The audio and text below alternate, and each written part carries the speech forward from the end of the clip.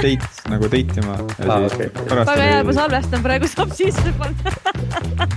ja siis oli Go Live. Go live või? Go live jäigi või? Sellepärast ongi Go live, jah? Okei. Siis on tõesti kogukonnal suur mõju Jah. investeeringutele. No nii, kas lähme? Tere tulemast kuulama Off the Record juttude podcasti ja täna meil on siin, nagu ikka, meil on Marko ja meil on Jake ja meil on mina ja noh, kes vaatab videost, meil siis tegelikult on juba näha, kes meie 4. inimene ka on, et 5. täna ei ole. Me täna vaatame, mida Taavi meile tahab rääkida. Taavi, ma sinu kodulehe pealt vaatan, et kuidas sa ennast siis kirjeldad. Sa ütled, sa oled investor, blogija, tarkvarainsener ja mentor.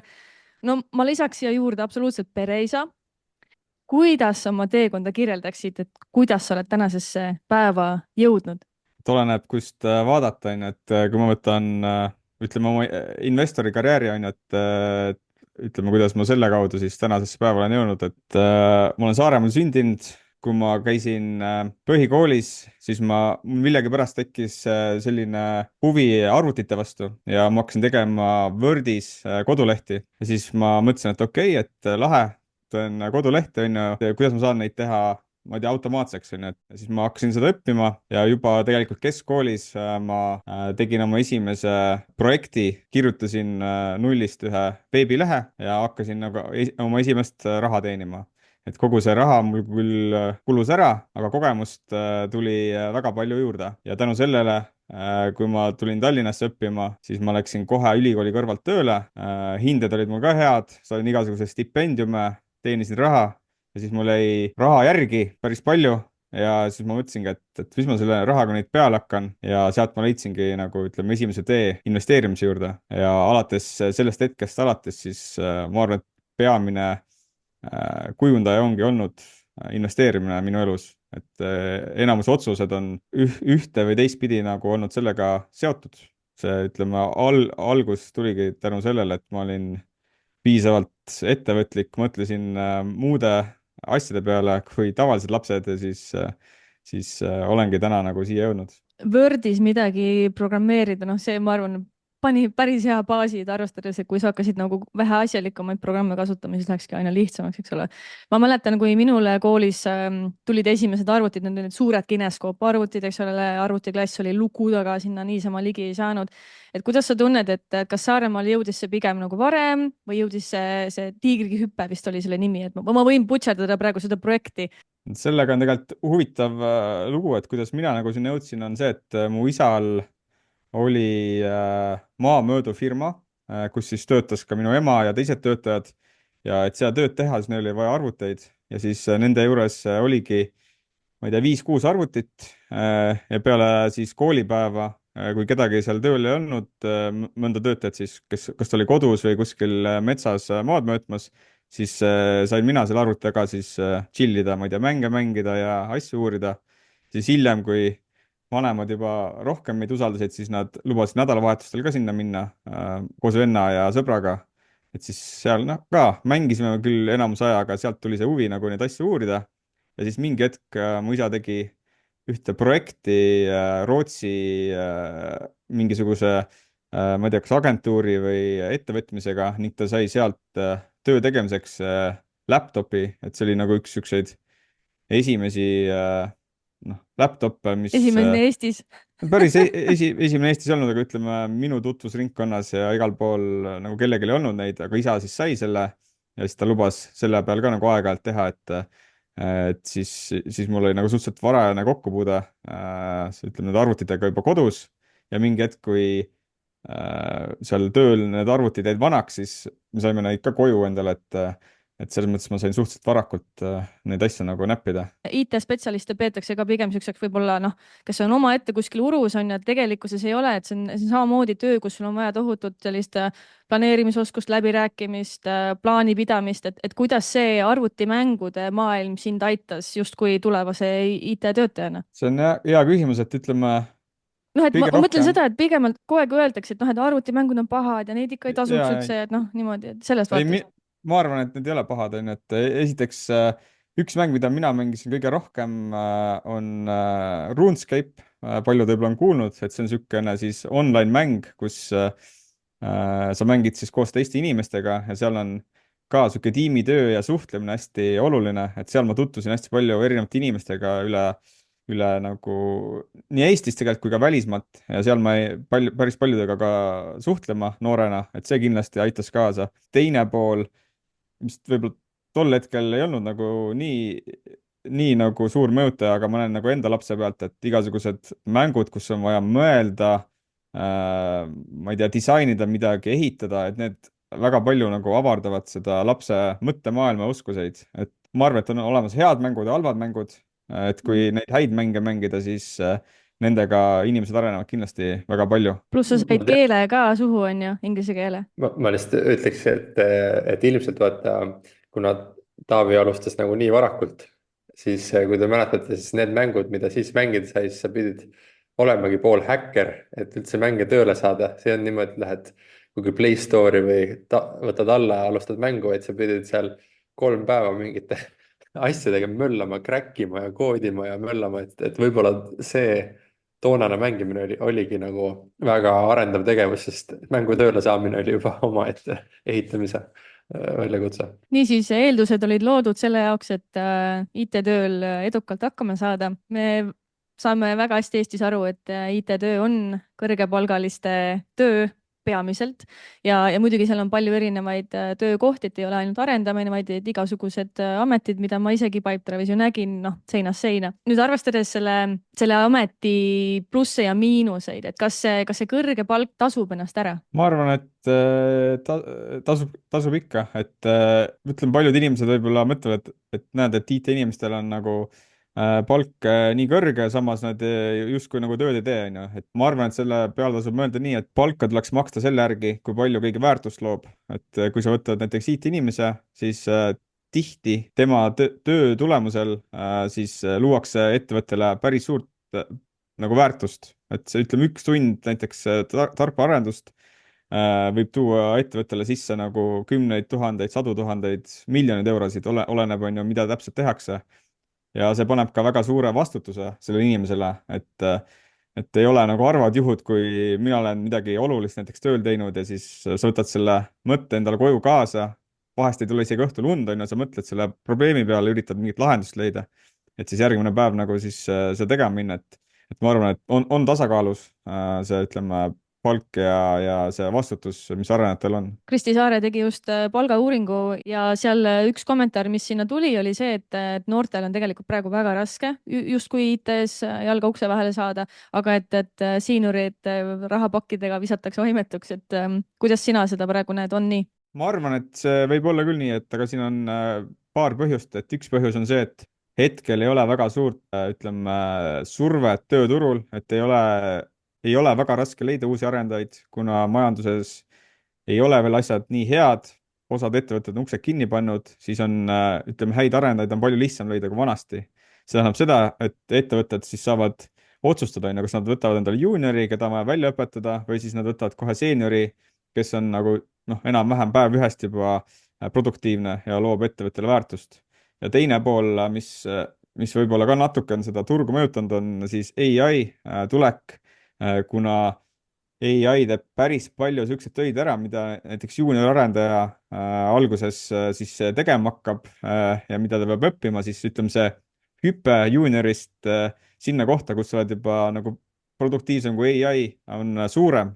Ehk siis ütleme, tavainimesed juba suudavad teha mingisuguseid töid ära, mida muidu teeksid juuniorid. Et ma arvan, et see ka mõjutab ja see panebki suurema rõhu siis nendele inimestele, kes tahavad see sektorisse tulla, teha ise enne nii palju kui võimalik, et õppida nii palju juurde kui võimalik, teha mingeid huvitavaid projekte, et nad oleksid varem juba, ütleme, produktiivsed. Korral tulen natukene tagasi, et kas sa, Taavi, teadsid kohe, et sa tahad nagu IT-alale minna või tavaliselt, kui lapsed lähevad just vanemate jalajälgedes, et ei olnud mõtet, et hakata ka maad mõõtma või midagi sellist või oli sul hoopis mingid kolmandad mõtet, kuhu liikuda? otseselt ei olnud mingeid muid mõtteid, et ma suht kohe sain aru, et see on nagu huvitav teema, et mul läheb seal hästi. kohe, kui ma nagu keskkoolis käisin, siis suht varakult hakkasin vaatama, et mis mu võimalused on.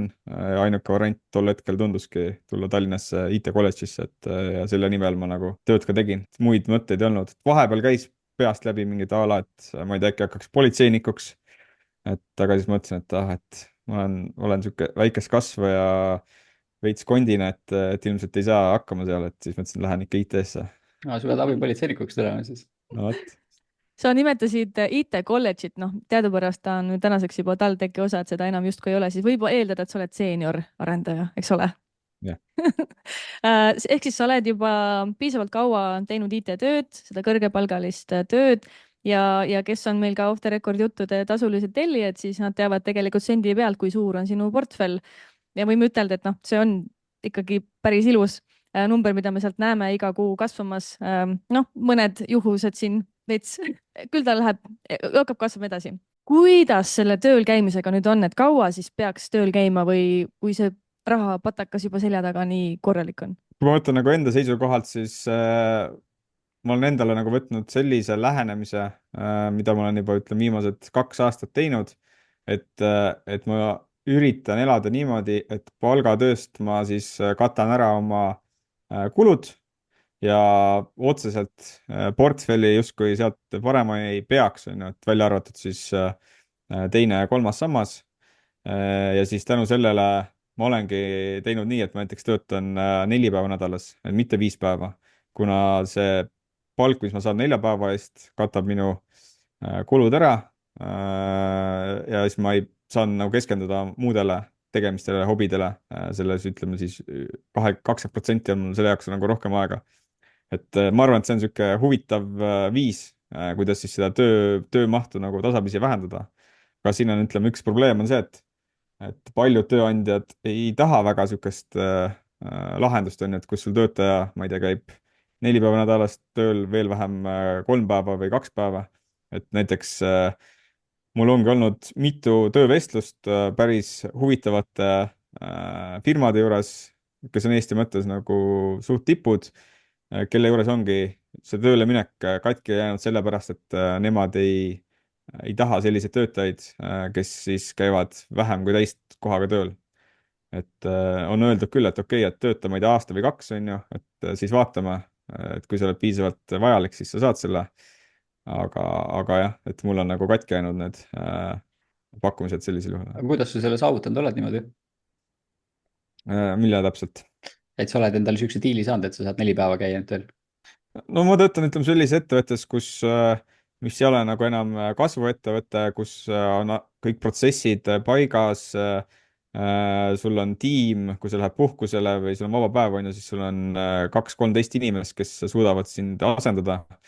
töötades kuskil kasvas ettevõttes, siis tihti sa oled nii-öelda nagu sind on raske asendada või siis see asendamine ei ole prioriteet, vaid prioriteet on see, et sa kasvatad ettevõtet ja ütleme, aega nagu selle jaoks on vähe, et seal on nagu see, ütleme, produktiivsus nagu olulisem, aga jah, praeguses ettevõttes ütleme, kokkuleppel oleme saavutanud sellise nagu asja, et ehk siis tegelikult seal nii-öelda sellesse jutumärkides pensionistrateegia, mis tegelikult võib tulla väga palju varem kui see, mis sul seaduslikult pensioniiga on. et tegelikult tuleb ka need asjad sisse faktoridele. tegelikult mul oli päris üllatus praegu kuulata, et justkui noh, et rahaliselt on tagala paigas ja nüüd sa tahaksid oma tingimustel palgatööd teha, aga päris ikka ei ole niimoodi, et noh, ma nüüd ütlen, et ma nüüd tulen 2 päevaks ja take it or leave it, on ju. Okay. see võib-olla oleneb, ütleme, sellest, et mis tasemel sa tööd teed, et kui sa nagu vähendad vastutust, et mingit sellist tööd, kus sul on väiksem vastutus, siis võib-olla on see lihtsam, aga ütleme, minu tööl on, ütleme, see vastutus on piisavalt suur ja oluline, et seal ei ole sellel positsioonil nagu võimalik väga palju seda koormust veel edasi vähendada, et võib-olla natukene oleks, aga hetkel ma selle peale ei mõtle. ja ütleme, teine pool on ka see, et noh, nagu sa rääkisid, et vahepeal portfell kukub, on ju, et ma ise ei tunne ka, et mu portfell oleks piisavalt suur, et ma nagu tuleks 100% töölt ära ja hakkaks ainult enda hobiprojektidega tegelema, aga noh, ütleme, kui mõni hobiobjekt või projekt piisavalt suureks kasvab, on ju, et äkki siis saab ka selle lükke ära teha. Kuidas sinu suhtumine investeerimisele ja rahale on nüüd muutunud selle ajaga, mis sa oled IT-karjääris olnud, mis on siis, kas ta siis ongi 13 või on juba veidi rohkem tänaseks päevaks?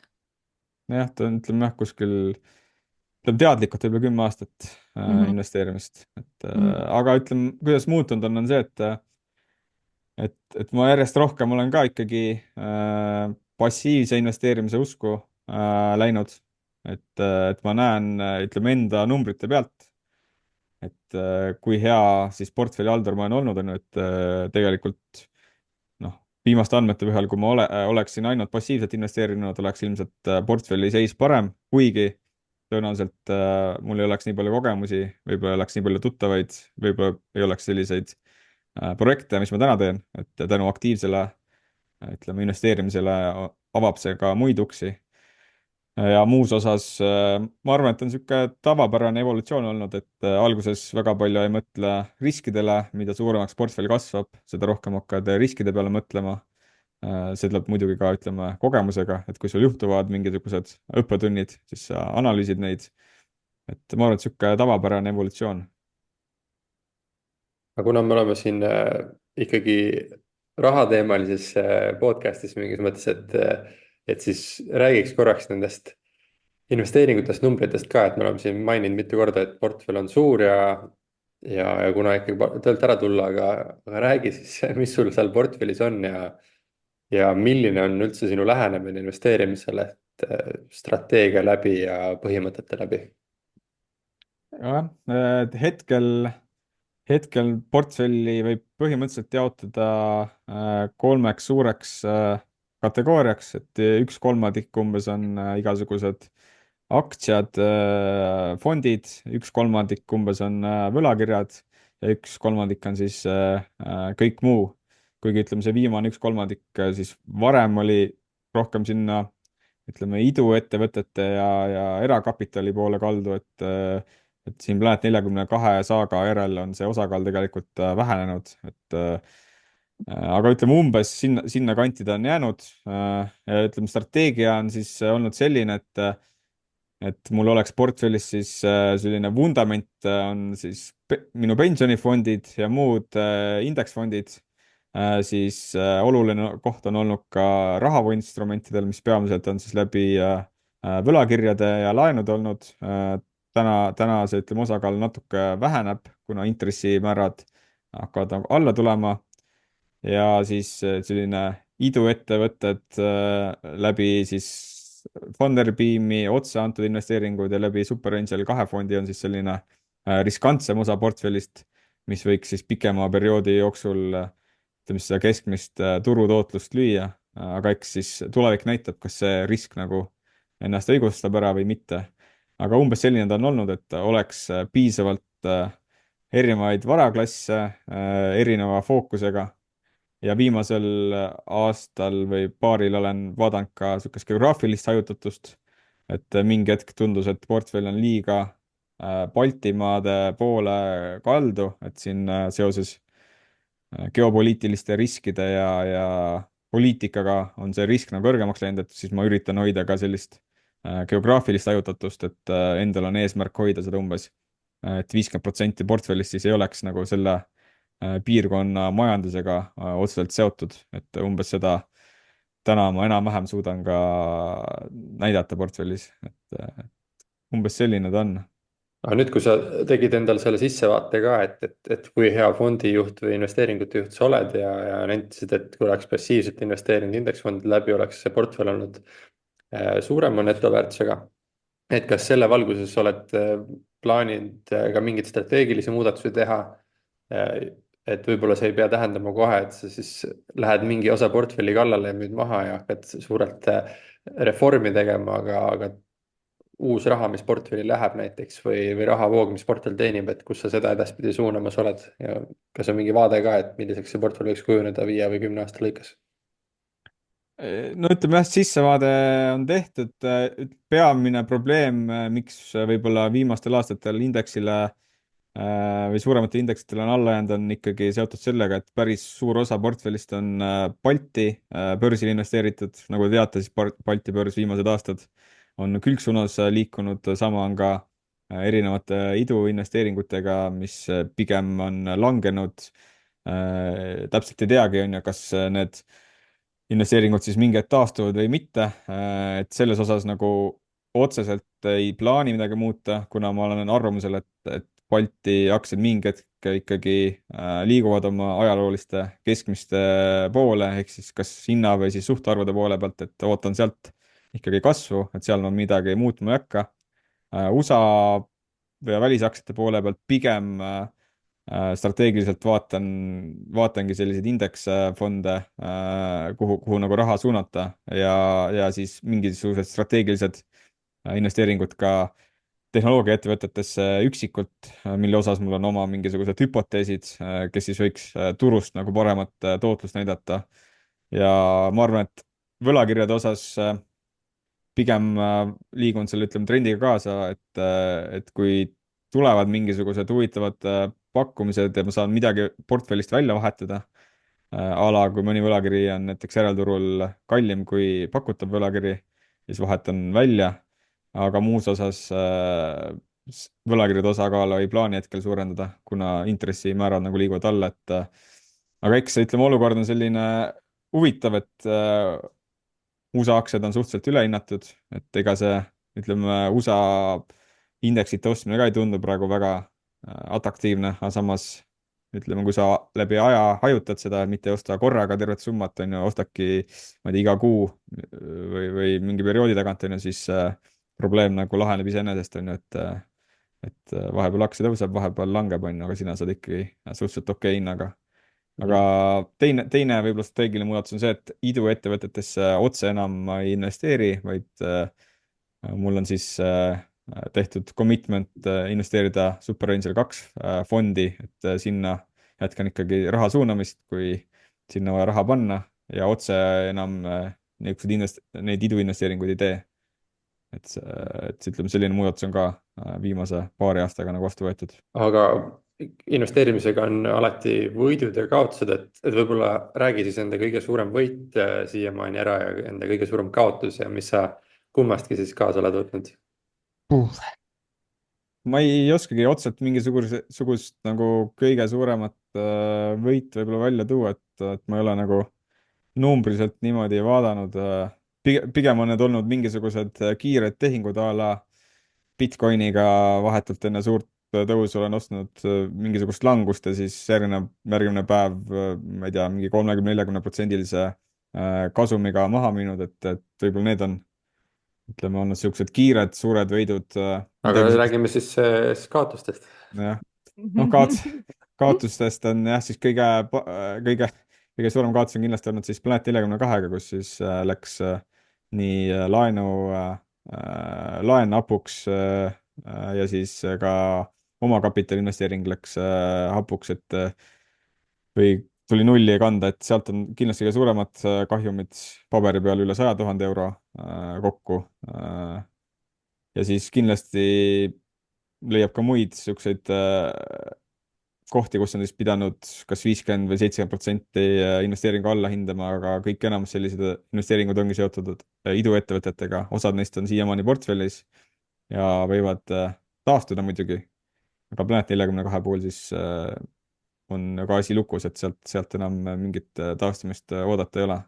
et need kindlasti on olnud jah, ütleme, kõige suuremad õppetunnid ja kaotused ja sealt on ka vajalikud. aga mis need suurimad siis põhimõtted on tegelikult kaasa võetud, et kui nüüd peaks kirjutama kiire 3 bullet point'ise raamatu, et minu igihaljad põhimõtted investeerimiselt minu investeerimiskontot, mis ma olen kaasa võtnud, siis mis sa arvad, mis need 3 tükki oleks?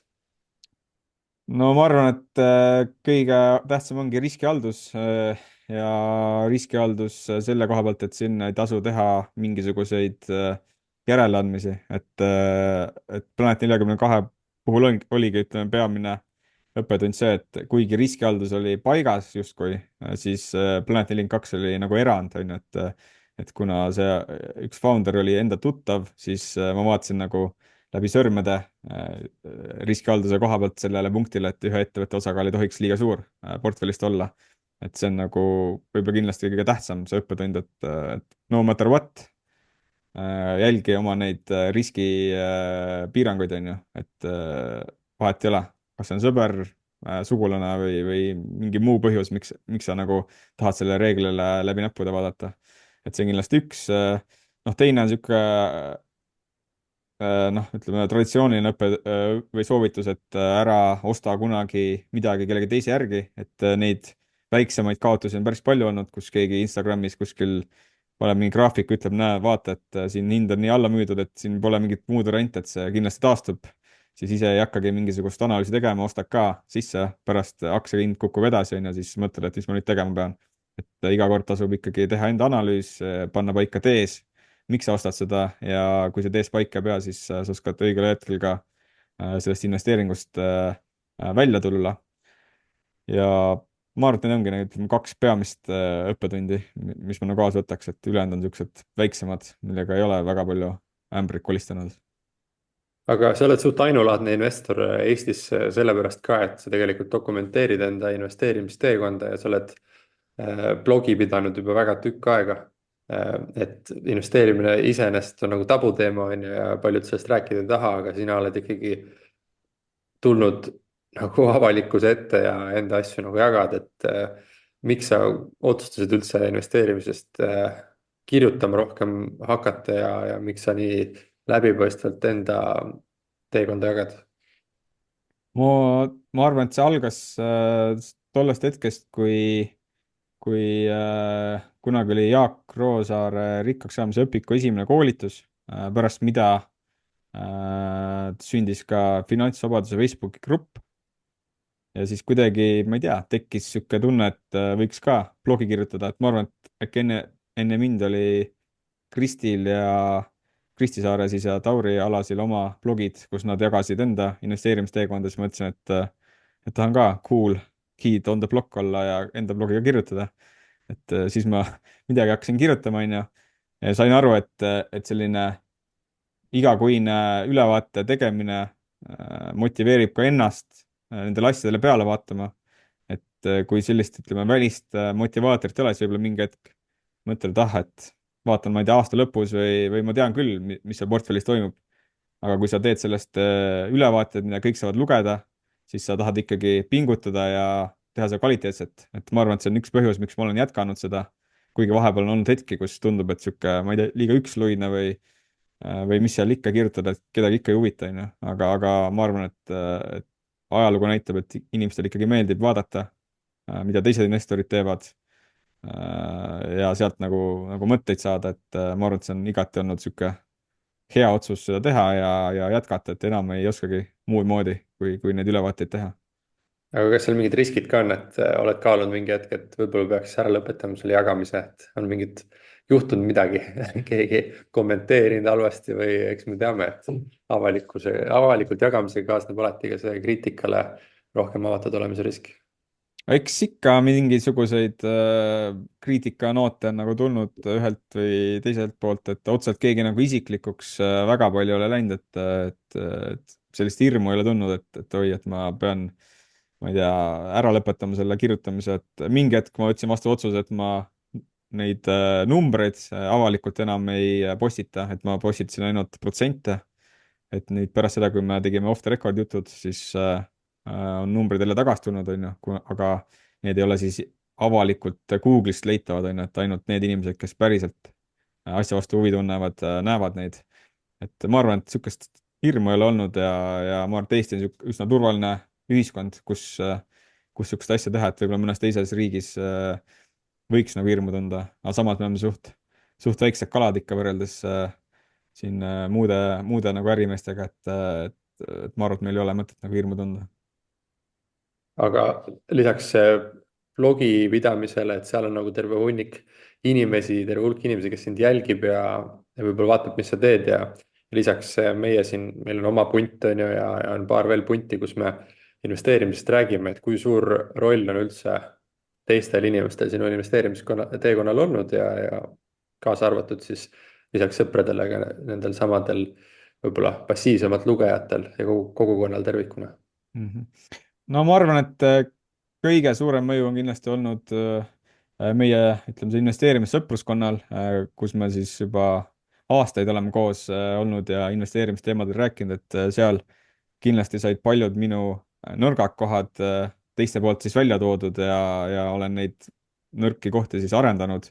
et ma arvan, et see on kõige suurema mõjuga olnud minu portfellis, et kui ma kuskil ma ei tea, esinen või koolitust teen, on ju, siis ma alati toon ka välja, et kindlasti ma soovitan kõigil leida need inimesed, kellega investeerimisteemadel koos arutada, et üksi sa ei jõua lihtsalt kõikide teemadega kursis olla, sa ei näe oma nõrkusi ja teised oskavad need välja tuua, oskavad leida või esitada küsimusi sinu teesides, et ma arvan, et see on nagu kõige nagu olulisem soovitus üldse, kui keegi midagi küsiks seoses investeerimisega.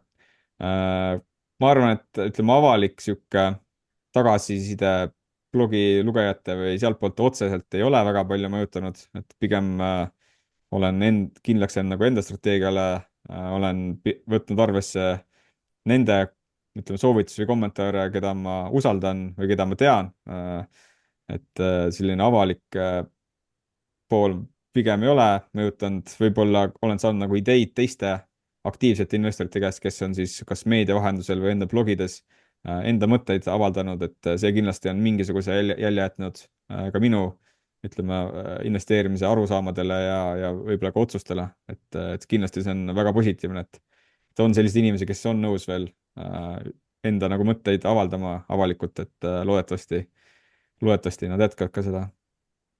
Üks küsimus veel siia, et ma olen kuulnud ka seda, et sa viimasel ajal oled kõvasti kokkamise vastu hakanud huvi tundma, et nimelt teil Jake'iga on ju väike kihlvedu üleval, et olete siin selle aasta numbri sees teinud kihlveod, kummal siis suurem portfelli netoväärtus aasta lõpuks on ja see, kes rikkam on, peab siis korraliku poetuuri tegema ja teisele 3-käigulise õhtusöögi välja käristama ja ise selle valmistama, nii et räägi, kuidas sul praegu selle kokkamisega läinud on. Oled juba ERO-gasid ja magustoite harjutanud või veel ootad aasta lõppu, et? No aasta lõppu jah, 6 nädalat on jäänud, on, et palju ei ole minna. Eks ma ilmselt pean mõne oma sellise meistriteose tegema, kui läheb nii, nagu praegu on, et minu portfell siis Jake omast suurem on, et aga kindlasti leian sealt retseptiraamatust mõne asja, mis elu jooksul on nii-öelda külge jäänud, et ja võiks Jake'ile ja Jake'i perele ka maitsta, et aga kindlasti saan enda naise appi võtta, kes aitab siis magusa ja eelrooga ka võib-olla, et tal on seal veidi parem kogemus kui mul, et no see on Taavil see on 90-ndate arvutimängude cheat code kasutamine, vaata, et just, Taavil on korralik cheat code kodus olemas. Aga investeeringute osa lõpetuseks võib-olla küsingi, et mis siis see eesmärk on või kuidas sa täna mõtled selle peale, et kas sul on mingi siht ka silme ees, et kui suur portfell olla võiks või mis see järgmine verstapost olla võiks? ütleme, otseselt numbrilist eesmärki või pikaajalist eesmärki ei ole, ma iga aasta sean eesmärgi järgmiseks aastaks, niisuguse realistliku eesmärgi, aga tunnetuslikult võiks portfell kuhugi, ütleme, 1,5 miljonit olla, et kus ma tunneks ennast nagu suht vabalt ja võiks, ma arvan, töölt nii-öelda, ma ei tea, ära tulla, teha oma hobiprojekte. aga ütleme, teine pool sellest võrrandist on see, et kui sa oled nagu selle investeerimismaailmas sees, su portfell on piisavalt suur, siis sa mingi hetk saad aru, et su portfell nagu kasvab, et vahet ei ole, kas see juhtub, ma ei tea, kohe või 10 aasta pärast on ju, et ta siiski kasvab, et sa ei pea enam nagu otseselt muret tundma selle pärast, vaid sa võid nautida seda teekonda, et ma pigem olen seal paadis, on ju, kes seda teekonda naudib, vaatab võib-olla paar aastat ette ja siis vastavalt, ma ei tea, tunnetusele teeb siis neid otsuseid, et ma arvan, et ma jätkan ka seda, et vaatan igat aastat eraldi ja kui tekib tunne, et tahan nagu midagi muuta, siis ma muudan.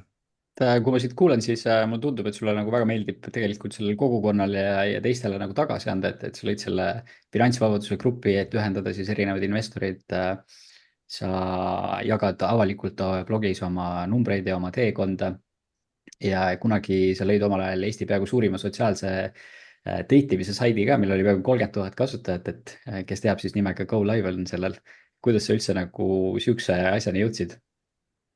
äh, kuidas ma jah jõudsin, et põhimõtteliselt kui ma vist jah läksin keskkooli, siis oli hästi populaarne sait rate.ee, et ja siis olid mõned kloonid olid veel, kes siis sarnast asja tegid. Ja ilmselt oli mul ka seal ka konto ja siis ma mõtlesin, et tahaks ka midagi ehitada ja kuna ma muid saite väga ei kasutanud, siis ma ilmselt mõtlesin, et oh, et teeks ka midagi sarnast. Ja siis ma hakkasingi seda niisugust keskkonda ehitama, leidsin ühe teise arendaja, kes oli juba, ma ei tea, 5-6 aastat juba koodi kirjutanud, tema oli mul nagu mentoriks, andis mulle nõu, mida teha, kuidas teha. Ja siis ma kirjutasingi seda, ütleme, portaali siis 2-3 korda nullist ümber ja mingi hetk, jah, tipphetkel oli seal 30 000 kasutajat, funktsionaalsus oli suht sarnane nagu tollal rate.ee-s, et said endale profiili teha, pilte panna, teiste pilte nagu kommenteerida või punkte panna ja kui tahtsid a la 10 punkti panna, siis pidid ostma mingisuguse raha eest siis mingisuguseid punkte, et kas SMS-i teel või pangaülekandega. Aga jah, tol hetkel oligi see, et see sait sai mingi hetk liiga populaarseks, ma pidin siis privaatse serveri endale rentima ja siis kogu see raha, mis see portaal iga kuu teenis, pidin ma selle serveri rendi peale ära kulutama, et aga noh, kogemust sealt tuli päris palju. Ja kasu oli selles mõttes ka, et tegelikult läbi selle portaali ma tutvusin enda praeguse naise Liisiga, et hakkasime seal koos suhtlema. Ja siis mul on veel paar sõpra, kes on ka oma ütleme, tänased elukaaslased või siis naise läbi selle portaali leidnud. et selles mõttes on see igati edukas projekt olnud. kas sinu aga mis seal, kasutaja nimi oli Mr Ilves või vist jah? kes on kunagi olnud nende portaalide kasutajad rate.ee või siis golive.ee-s. selline asi nagu Wayback Machine, kui sul on oma URL meeles. minu Reidi kasutaja leiab ka sealt üles, aga ma siinkohal jätan selle ütlemata. aga mis selle saidi saatus oli, kas sa müüsid lõpuks maha või lihtsalt ta suri lõpuks välja? ei, ta pigem ma panin mingi hetk kinni, et see oligi siis, kui Rate oli populaarne, siis mingi hetk tuli Orkut, kuhu siis paljud inimesed läksid ja siis tuli Facebook, et siis sellised lokaalsed saidid surid välja ja ma nägin ka, et ei ole pointi nagu seda üleval enam hoida, et ja siis ta kuidagi sujuvalt läks kinni, et lihtsalt oli niisugune evolutsioon, et kõik teised saidid ka, kes Eestis toimetasid ja rate ka tegelikult suhteliselt kiiresti käis alla, et sinna jäid võib-olla mingid vanemad inimesed ja sihuke kahtlane seltskond jäi sinna ja ülejäänud kõik kolisid Orkuti või Facebooki. no sa leidsid oma roosinupu üles juba sealt, vaata, siis sul ei olnudki rohkem vaja. ma mõtlen, et kas sa seal kasutasid ka mingit cheat code'i, et ise platvormi loojana said tasuta neid punkte panna ja tänu sellele võlusid enda tänase abikaasaga ära või? ei, kindlasti sai cheat code'e kasutada, et aga ma ei mäletagi täpselt jah, kuidas ma seda seal nägin, et võib-olla vaatasin kuskilt otse andmebaasist, et oi, et Jah. vastavalt minu parameetritele, et võtame ühendust, et kui teised pidid päriselt nagu mingi 10 krooni või midagi sõnumiga saatma, siis sina said lihtsalt progeda, et sa justkui nagu saatsid. kusjuures tol hetkel oli lisaks sellele, ütleme, saidile olid sellised jututoad, mis on sarnased tänasele Discordile, et seal oli ka väga suur aktiivne elu käis, kus erinevad inimesed siis omavahel suhtlesid sealt ka. ma tean, et paar inimest leidsid endale nagu kaaslase ja paar korda olid isegi niisugused kokkutulekud Tallinnas, kus ma ka kohapeal käisin, et päris fun oli. las ma pakun, esimene message teisele oli Asl. umbes selline jah. aga see on huvitavalt hästi sarnane sellele, mis täna Discordis toimub, et võib-olla sellepärast mulle see Discord ka meeldib, et aga kui see peatükk läks kinni, siis ma saan aru, et te nüüd Markoga tegelikult ehitate uut kogukonda, kus võiks ju ka varsti olla 30 000 liiget. selleks on siis Portfello portfellihalduse tarkvara, et kuidas te üldse niisuguse mõttele jõudsite, et oleks vaja mingisugust tarkvara investoritele teha? jaa, Portfello on ka jah, väga huvitav projekt. see, kuidas me sinna jõudsime, oli suhteliselt ütleme loogiline. mina olin siis ehitanud enda portfelli tarkvara ka peaaegu viimased, ma ei tea, 10 aastat. Marko oli ehitanud enda Excelit ka sama kaua ja siis mingi hetk, ma ei mäletagi, kuidas me nagu kuidas jutt sinna läks, aga siis me otsustasime, et võiks nagu oma need ekspertiisid kokku panna, et meil on kahe peale üle 20 aasta kogemust. Markol on kogemus siis ka Wise'ist ja mujalt, on ju, et üldse nagu toodete ehitamisel. mul oli see, ütleme, tarkvaraarenduse pool, pangataust, on ju, turvalisuse seisukoha pealt, et mis on ka hästi oluline selle toote juures, et siis me mõtlesimegi, et et hakkaks ehitama. Eelmise aasta lõpus saime vist esimest korda kokku, panime mingid mõtted paika. Selle aasta alguses, näiteks esimene kvartal saime mingisuguse esimese beeta-versiooni valmis ja täna oleme juba jõudnud sellisesse kohta, kus võiks nagu öelda, et toode on nagu peaaegu valmis, et veel viimased paar uuendust teeme veel ära ja siis võib-olla teeme ametliku niisuguse announcement'i ka, et selline toode on olemas, et praegu oleme niisuguse nii-öelda saladuskatte all toimetanud, et kes teab, see teab, on ju, et kuskil avalikult ei ole veel reklaaminud, et tulge kõik. aga kui palju teil praegu üldse kasutajaid on? Ütleme, liitunud kasutajaid on üle 1000, aga maksvaid on üle 100, võib-olla varsti isegi 200. Osad neist on tasuta kasutajad, kuna meil on ka pakkumine tasuta siis nendele investoritele, kellel on kellel on kuni 10 investeeringut. Et ma täpselt ei tea, palju neid on, kes tasuta kasutavad. Aga suhteliselt suur nagu kasutajate baas on meil. Saate eesmärkides ka jagada või need on off the record? Otseselt mingit hullu eesmärki ei ole, et täna on selles, ütleme, valdkonnas paar probleemi, mis on vaja lahendada, mis ei ole nagu otseselt meiega seotud, mis on seotud, ütleme, sellega, kuidas mujalt andmeid kätte saab, et kui ütleme, need asjad lahenevad, siis on ka võimalus, ütleme, Portfellot nimetada ka iduettevõtteks, aga nii kaua, kui me neid probleeme ei suuda lahendada, siis pigem ta on niisugune hobiprojekt, kuhu me ei kavatse nagu kuskilt raha kaasata, et kiiremini kasvada. Pigem teeme seda omas tempos. Aga praegu te olete suunitletud ainult Eesti turule vist, on teil eesmärk minna Eesti turult välja?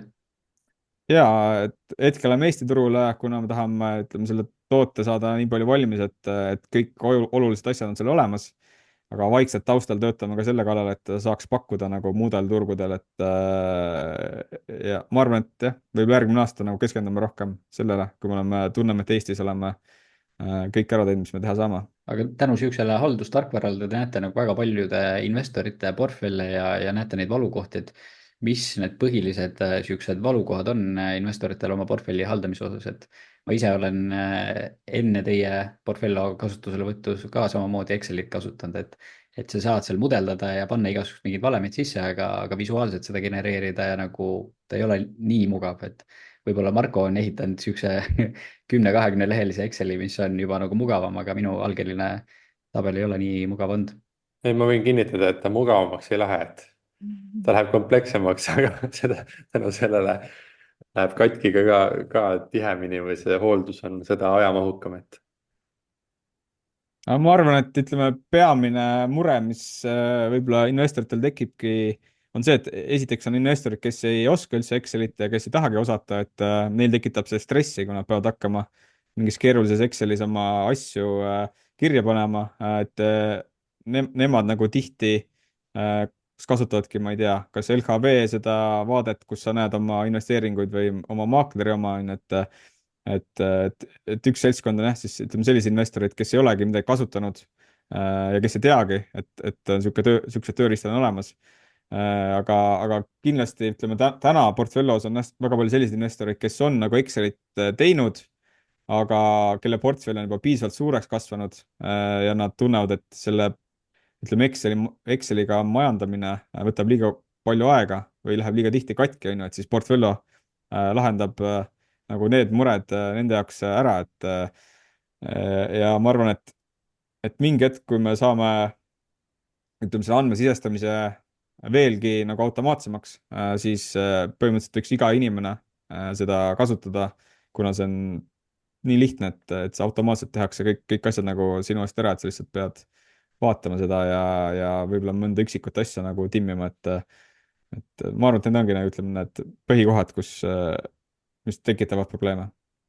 Ma ütleks, et väga sellises võib-olla kui investeeringute juhtimisest otseselt välja minna, et kuidas siis oma positsioone kajastada ja mis nende nagu kuidas seda lahendada, siis tegelikult üks suurim nagu plusspunkt on ka see, et kui me elukaaslasega näiteks koos investeerime, siis siiamaani ega tema ei teadnud, mis mul portfellis on või kus see asub, et siis Portfelloga me teeme sellise asja ka, et või see on juba tehtud, et saab oma teistele inimestele jagada enda portfelli vaadet. Ehk siis oma perekonnale, kellelegi, kes on sinu pärija või nii edasi, et pärast oleks lihtsam midagi üle võtta. Et ma arvan, et see võib olla üks suurim võit kõigile hiljem, kui su varad on kuskil kirjas. just. no tundub, et see ettevõtlus jookseb sul veidi veres, et kas sa tunned, Taavi, et sa oled täiega hingega selle sees või meeldib sulle pigem nagu lahendada niisugust kitsast probleemi niisuguses suuremas tiimis kui suuremas meeskonnas või tahaksid sa pigem omaette nokitseda asja? no mulle jah, ütleme, meeldib asju luua, et võib-olla sellepärast ma olengi niisuguseid projekte teinud, et mulle meeldib nagu progress või see teekond, on ju. et kui ma tunnen, et ma pean tegema iga päev, ma ei tea, ühte sama asja või mingi asi, mis nagu kordub või pakub pinget, on ju, et sellest ma tüdin suht kiiresti ära, et ütleme, kogu Portfello ja Off the Record jutud ja isegi töö Bigbankis on selline, et kus iga päev on midagi erinevat, et ma arvan, et see nagu hoiabki mind ma ei tea, rõõmsamana ja mul tekibki nagu piisavalt motti nagu nende projektidega tegeleda, et kui ma tahaks lihtsalt niisama chillida, on ju, siis ma ilmselt käiks tööl, kell saab 4 ja siis ma ei tea, viskaks hiire õhku, on ju, ja ei mõtleks üldse muude asjade peale. no mulle tundub, et sa selle olekuga nagu nakatad ka oma last Karli, et siin Kodukohviku raames oleme näinud teda müümas ja just hiljuti tegite talle eraldi veebilehe, kus ta müüs oma tehtud metted. kuidas näed sa veel seda enda siis niimoodi niisugust ettevõtte pisikut talle edasi kandumas?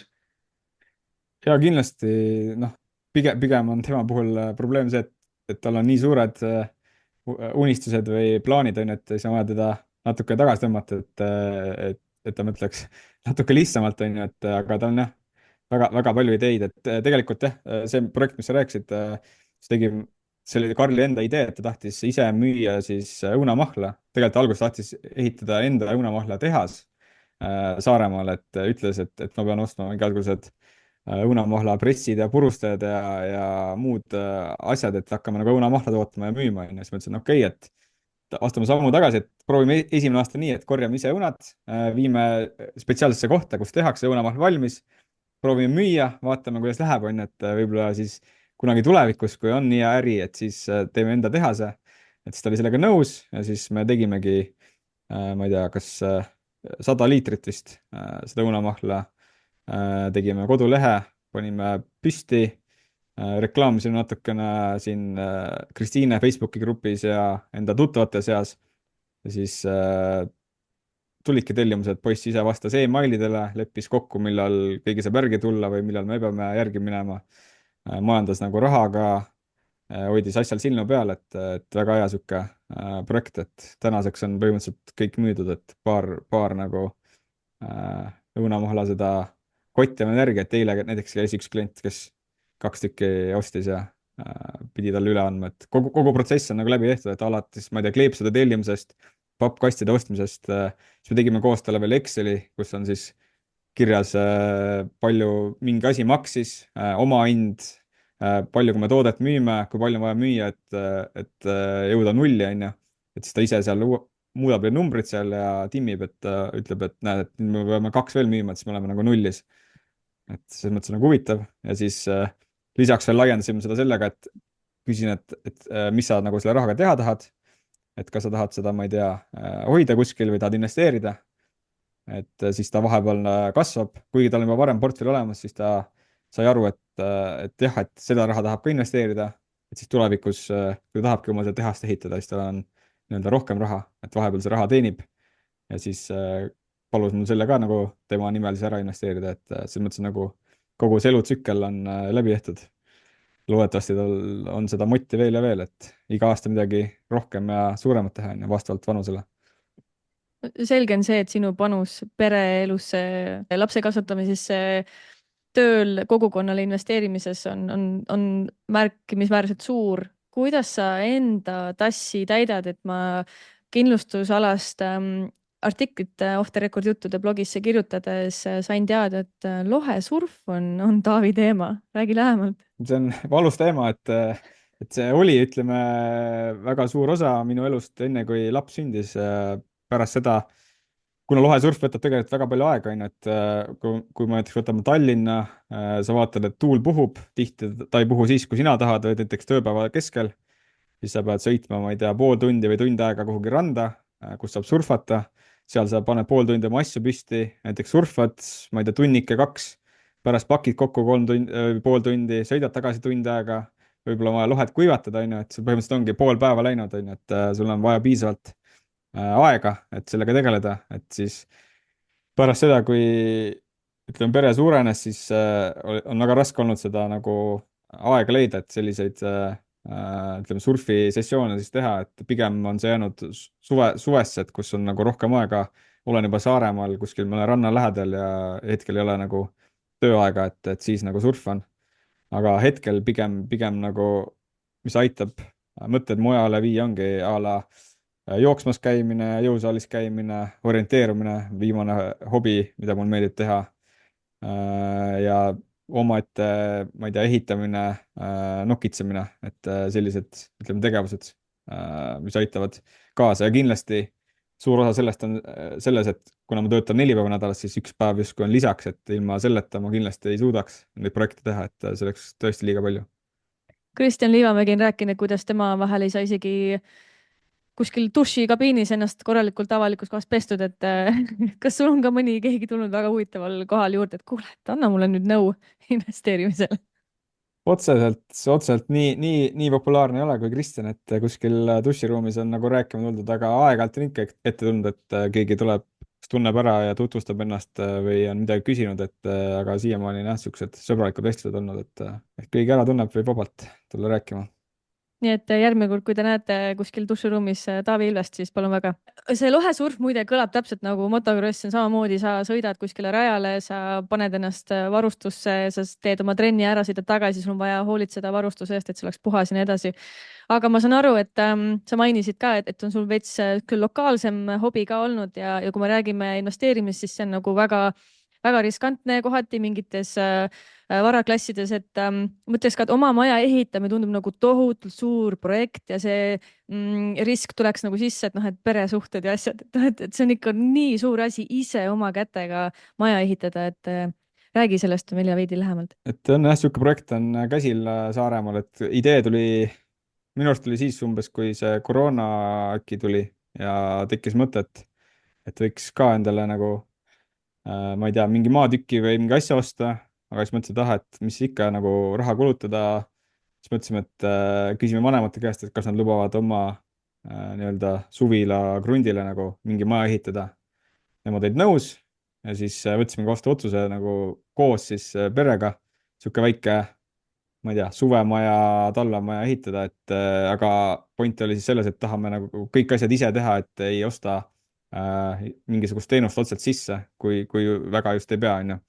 Ja ongi, tegime ise joonised, arhitekti nagu tarkvaras, põhimõtteliselt iga lauajupi ja kivitüki joonistasime välja, siis oleme ise nullist kõike ehitanud, YouTube'i ja toote juhiste nagu järgi, et kui sa ostad mingisuguse, ma ei tea, poest villa, on ju, siis seal on tavaliselt mingi juhend kaasas, on ju, et kuidas seda peab paigaldama, seal mingid joonised, et oleme neid nagu kasutanud või siis tuttavate käest küsinud, kuidas midagi tegema peab. Et tänaseks on juba, ma ei tea, kas on 3 aastat oleme võib-olla seda ehitanud kokku, et või saab suvel nagu 3 aastat täis, et valmis ta veel ei ole, et saame siis ehitada, kui nagu aeg on, kui Saaremaal oleme, et selles mõttes nagu otseselt nagu peresuhted ei kannata, et kuna me ei ole seal nagu nii tihti. Aga see on niisugune mõnus tegevus, mis, kui sa nagu töötad arvutis, on ju, istud kogu aeg, teed oma näppudega tööd, siis mingi hetk sa tahad nagu midagi päris asja ka nagu luua, et siis ehitus ongi niisugune koht, kus sa nagu saad päris asja nagu teha ja sa näed, kuidas see nagu kasvab. Ja kui võtta nagu vastutuse seisukoha pealt, siis ma arvan, et mingit suuremat maja ma ei julgeks ehitada, et see, ütleme, niisugune 20-ruudune maja ongi täpselt selline, mida nagu võiks teha. Kui sa tahad midagi suuremat teha, siis seal on juba jah, tõesti väga palju erinevaid riske. mida sa võid teadmatusest nagu põhjustada, et siis ma juba laseksin kellelgi teisel selle maja valmis ehitada. aga ma arvan, et selle ise läbitegemine annab väga palju kogemust, sa oskad vaadata väga erinevaid nüansse, et a la isegi kui ma mingi hetk tahan näiteks kinnisvarasse hakata investeerima, siis mul on väga palju teadmisi mingite asjade kohta, mida palja silmaga ei näe või asju, mille kohta nagu küsida, et mis iganes, mul on ka olnud väga palju asju, mis ma teeks täna teisiti ja neid asju ma oskan vaadata ka siis mujal see maja ehitamine selgelt on ka sihuke enda tassi täitmine. kindlasti. nüüd, kui sa saaksid teha igal järgneval eluaastal ühe suure investeeringu ainult iseendasse, aga mõtleme nüüd, mis see järgmine oleks, et mida sa teeksid ja miks sa seda teeksid? just iseendale, mitte teistele mõeldes, vaid iseendale. ütleme, üks asi, mida ma teeks veel ja veel, on see, et üks aasta ma tegin sellise asja, et ma võtsin terve suve endale vabaks töölt, et terve suvi oli justkui puhkus, et see oli väga mõnus. Noh, üks asi on see, et sa said teha seda, mis ise tahad, just sellisel ajal, kus ütleme, Eesti kliima on kõige parem, on ju, pluss sa said koos olla pereliikmetega, lähemate, kaugematega, et see on võib-olla üks asi, mida ma tahaks veel teha, et mida ei ole nii lihtne saavutada, aga ma tahaks veel teha, et võib-olla see on esimene asi, mis praegu pähe tuleb. ma mäletan, kui me investeerimisfestivalil vaatasime, seal olid campervanid kohale toodud, et kui näiteks, kui sa võtaksid uuesti sellise pika puhkuse, siis kas nüüd üks asi, mida sa võiksid teha perega, näiteks on selline mingi ümber maailma, ümber Euroopa reis? jah, ma ütleks päris ümber Euroopa läheks, aga sihuke trip on meeles olnud küll, et isegi campervan'i või sellise asja osta on olnud mõttes, et olen kuulutusi scroll inud, et aga vist enne proovime ära sellise asja, et nagu rendime selle paariks nädalaks ja vaatame, mis tunne on, et kas meeldib või ei meeldi. aga siukseid ideid on küll jah palju, et aga ütleme, kui sa oledki, pead last kasvatama, kes peab koolis käima ainult, siis sul on väga sihuke piiratud aeg, kui sa saad selliseid asju teha, et eks vaatab, kas saab praegu teha või peab natuke ootama sellega. aga Mart, liigumegi siit kiirete küsimuste juurde, et mis su lemmikreisi sihtpaik maailmas on, kuhu alati tagasi läheksid? hea küsimus, et otseselt mingi sihukesest looduspärast ma ühtegi kohta välja ei oskaks tuua, aga kui ma võtan nagu emotsiooni, mis ma olen saanud, siis on kaks kohta, et üks on Tenerife, kus ma olen Liisi ja paari sõbraga käinud ja siis teine koht on Roodos, kus me käisime pulmareisil, et see emotsioon sealt on nagu väga mõnus. Siis üks harjumus, mida sooviksid 10 aasta pärast maha jätta? Ma ei tea, polegi ühtegi sellist Pole ühtegi vahet, mitte midagi, kõik on hästi. ühisrahastusse mitte investeerida, noh. Seda peaks Liisi käest küsima, et mis ta tahaks, et ma nagu maha jätaks. Ma ise ei oska midagi välja tuua, et alkoholi ei tarbi, suitsu ei tee, tundub nagu enam-vähem ok. Töötamise jätad maha äkki 10 aasta pärast. jah, see võib olla küll. See oleks hea mõte nagu. see on üks hea sõltuvus, sõltuvus igakuisest sissetulekust, fikseeritud sissetulekust, et see tänu tööle. No. panime Taavile ise ära praegu selle harjumuse, millest tahad saada. Mis on sinu lemmikraamat või podcast, mida soovitaksid? Võib-olla, no neid podcast'e on palju, mida ma kuulan, aga võib-olla kõige uuem, mida ma olen kuulanud, on selline asi nagu Marketing Made Simple, mis tundub justkui sihuke väga, ma ei tea, investeerimisest või sellest nagu eraldiseisev asi, aga niisugune väga huvitav podcast, mis on kasuks kõigile, kes, ma ei tea, kas ise tahavad mingit teenust või toodet pakkuda või ise ennast nagu reklaamida, et seal tehakse kogu see turunduse pool hästi lihtsalt selgeks, see annab väga palju niisuguseid mõtteid, et ma tooks selle praegu välja. Mis sa oled sa enda isiku brändis midagi juba võtnud kasutusse? Veel ei ole, aga sealt ma saan igasugused mõtted, on ju, mida võiks nagu muuta, aga ütleme, ma ei ole lihtsalt viitsinud sinna panustada, kuna see nii-öelda isiku brändi ütleme, return of investment ei ole hetkel nii suur kui muude projektidega, et minu jaoks on, ma ei tea, Portfolio ja Off the Record jutud tähtsamad kui ütleme, enda isikliku brändi reklaam, kuna see ei skaleeru nii palju. Aga üks asi, millest unistad, kuid pole veel julgenud ette võtta? Hea küsimus, et ma mõtlesin küll, et mis seal olla võiks, et võib-olla Saaremaale kolimine, et ütleme, see on suur unistus, mingi hetk kindlasti teeme ära. Hetkel on mitu põhjust, miks seda teha ei taha. Esiteks on see, et laps käib siin koolis, et siin on rohkem võimalusi selle jaoks. Teiseks on see, et kui sinna kolida, siis võib-olla karjääri mõttes on see sihuke stopp-nupp, et on raske teha eemalt karjääri. Aga see on sihuke unistus jah, mida tahaks varem või hiljem ära teha. no väga hea, aitäh sulle, Taavi. On ilmatu põnev olnud kuulata vastuseid meie küsimustele. Väga lahe oli teada saada rohkem ja usun, et ka kuulajad on väga rahul. Aitäh, Taavi, aitäh, poisid, aitäh kuulajatele. Bye! Tšau!